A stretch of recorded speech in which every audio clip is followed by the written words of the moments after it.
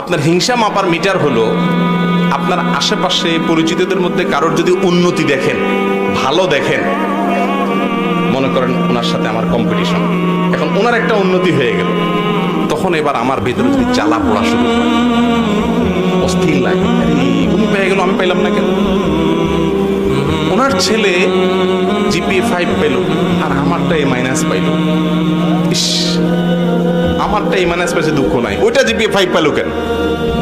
ওইটা আরো নিচে ফেল করতো। এই যে অন্যের ভালো দেখলে অনেক সময় জ্বলে না ভিতরে, একটু খেয়াল করে দেখেন তো, চিন চিন চিন চিন করে জ্বলে না? অনেক সময় নিজের উন্নতি চায় না, আরেকজনের ধ্বংস চায়, আরেকজনের ক্ষতি হলে খুশি হয়, এর নাম হিংসু। এর নাম কি? এই হিংসা যাদের অন্তরে আছে, আল্লাহ তাআলা তাদেরকে সাধারণ ক্ষমা ঘোষণা করেন না।